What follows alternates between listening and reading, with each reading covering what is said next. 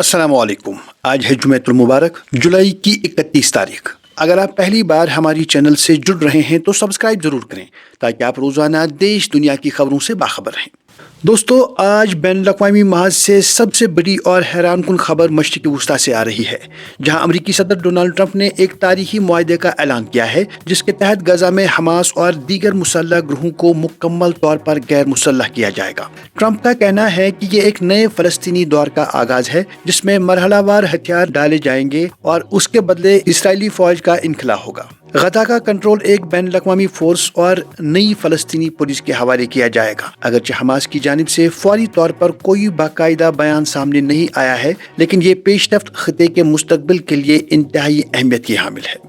ادھر پاکستان سے انتہائی افسوسناک اور دل دہلانے والی خبر موصول ہوئی ہے، جہاں بلوچستان کے دارالحکومت کوئٹہ کے مضافات میں واقع کوئلے کی ایک گہری کان میں میتھین گیس بھر جانے کے باعث ایک زوردار دھماکہ ہوا ہے۔ اس دھماکے میں اب تک کم از کم 32 کارکنوں کے جاں بحق ہونے کی تصدیق ہو چکی ہے، جبکہ 10 سے زائد مزدور اب بھی سینکڑوں فٹ زیر زمین ملبے تلے دبے ہوئے ہیں۔ امدادی ٹیمیں زہریلی گیس اور گھٹن کے باوجود زندگیاں بچانے کی کوشش کر رہی ہیں، مگر وقت گزرنے کے ساتھ ساتھ ان کے زندہ بچنے کی امیدیں دم توڑتی نظر آ رہی ہے۔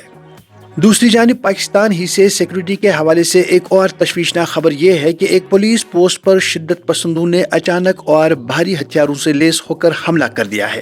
اس خون ریز جھڑپ کے نتیجے میں 11 پولیس اہلکار موقع پر ہی جاں بحق ہو گئے، تاہم جوابی کارروائی میں 15 حملہ آور بھی مارے گئے۔ ان اندرونی چیلنجز کے باوجود پاکستان کا دفتر خارجہ خطے کے وسیع تر امن کے لیے کوشاں نظر آتا ہے۔ پاکستانی دفتر خارجہ کے ترجمان نے ایک بیان میں کہا ہے کہ اسلام آباد امریکہ اور ایران کے درمیان بڑھتی ہوئی کشیدگی کو کم کرنے اور دونوں ممالک کو دوبارہ مذاکرات کی میز پر لانے کے لیے اپنی ہر ممکن اور بھرپور کوشش کر رہا ہے۔ اب آتے ہیں قومی خبروں کی جانب، جہاں ملک کی سیاست اور قانون سازی کے حوالے سے ایک بڑی پیش رفت پارلیمنٹ کے ایوان سے سامنے آئی ہے۔ جہاں دوستوں، پارلیمنٹ نے ایک نیا بل منظور کر لیا ہے جس کے تحت اب قومی گیت وندے ماترم کی کسی بھی قسم کی توہین یا بے حرمتی کو باقاعدہ ایک سنگین فوجداری جرم قرار دے دیا گیا ہے۔ اس بل کی منظوری کے بعد قومی گیت کا احترام نہ کرنے والوں کے خلاف سخت قانونی کارروائی عمل میں لائی جا سکے گی۔ دوسری جانب دارالحکومت دلی کے جنتر منتر پر ہونے والے حالیہ احتجاج کے بعد ایک انتہائی سنجیدہ اور تشویشناک صورتحال پیدا ہو گئی ہے۔ جی ہاں دوستوں، مظاہرے میں شریک خواتین کو اب سوشل میڈیا پر شدید ہراسانی، ڈاکسنگ اور دھمکیوں کا سامنا ہے۔ ان خواتین کا کہنا ہے کہ انہوں نے اپنے بیانات پر معافی بھی مانگ لی ہے، لیکن اس کے باوجود انہیں سبق سکھانے کی دھمکیاں دی جا رہی ہیں اور ان کی ذاتی معلومات انٹرنیٹ پر پھیلا دی گئی ہیں۔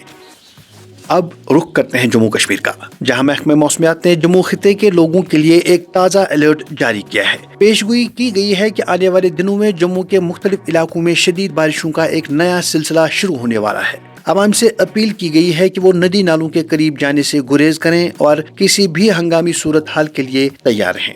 موسمیاتی تبدیلیوں اور سیلاب کے خطرات کے حوالے سے کشمیر کے لیے جاپان کی ایک مثال بہت کچھ سوچنے پر مجبور کر رہی ہے۔ جی ہاں دوستو، گریٹر کشمیر میں شائع ہوئے رپورٹ میں اس بات پر روشنی ڈالی گئی ہے کہ کس طرح جاپان میں ایک میئر کی دور اندیشی سے بنائی گئی ایک دیو ہیکل سمندری دیوار نے ہزاروں جانیں بچائی۔ اس رپورٹ کے ذریعے کشمیر کے پالیسی سازوں کو یہ پیغام دیا گیا ہے کہ 2014 کے تباہ کن سیلاب سے سبق سیکھتے ہوئے جہلم اور دیگر ندی نالوں کے کناروں کو مضبوط کرنے اور طویل مدتی ماحولیاتی منصوبہ بندی کی اشد ضرورت ہے۔ ماحولیات سے ہی جڑی ایک اور خبر کے مطابق جموں کشمیر میں گزشتہ 5 برسوں کے دوران 1178 ہیکٹر سے زیادہ جنگلاتی اراضی کو غیر جنگلاتی اور تجارتی مقاصد کے لیے منتقل کیا گیا ہے۔ سرسبز پہاڑوں اور وادیوں کے لیے مشہور اس خطے میں اتنے بڑے پیمانے پر جنگلات کی کٹائی اور زمین کی منتقلی ماحولیاتی توازن کے لیے ایک خطرے کی گھنٹی ہے۔ البتہ اس ماحولیاتی بحران سے نمٹنے کے لیے تعلیمی ادارے اپنا کردار ادا کر رہے ہیں۔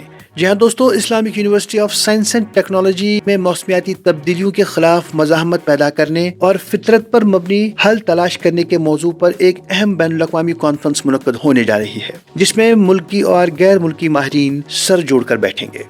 معیشت اور ترقیاتی کاموں کا ذکر کریں تو سرحدی اور دور دراز علاقوں کے عوام کے لیے ایک بڑی خوشخبری ہے۔ جی ہاں دوستو، حکومت نے کپوارہ کو کرنا سے جوڑنے والی مجوزہ سادنا ٹنل کے لیے تفصیلی پروجیکٹ رپورٹ یعنی DPR کا کام الاٹ کر دیا ہے۔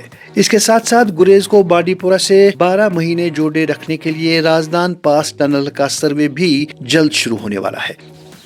دوستو، جموں کشمیر کی سیاست میں آج کافی گہما گہمی دیکھنے کو ملی۔ وزیر اعلیٰ عمر عبداللہ نے ریاستی درجے کی بحالی کے حوالے سے ایک سخت پیغام دیتے ہوئے کہا ہے کہ صرف ایک احتجاج سے ریاست کا درجہ واپس نہیں مل جائے گا۔ انہوں نے زور دے کر کہا کہ ان کی جماعت نے اپنے حقوق کے لیے 5 اگست کا انتظار نہیں کیا، بلکہ وہ اس سے پہلے اور آج بھی ایک منظم اور طویل جمہوری لڑائی لڑ رہے ہیں۔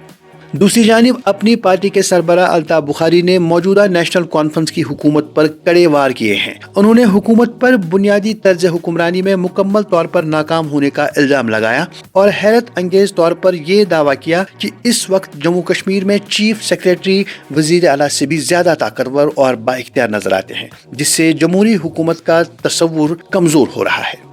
اور آخر پر انسداد منشیات فورس یعنی NTF کشمیر نے سری نگر میں کارروائی کرتے ہوئے پنجاب سے تعلق رکھنے والے ایک خطرناک ڈرگ پیڈلر کو گرفتار کر لیا ہے۔ اس ملزم کے قبضے سے 100 گرام سے زائد خالص ہیروئن برآمد ہوئی ہے۔ تو ناظرین، یہ تھی آج کی بڑی اور اہم خبریں۔ اگر آپ چاہتے ہیں کہ ہر روز آپ تک اسی طرح سے بڑی خبریں پہنچیں تو چینل سبسکرائب ضرور کریں۔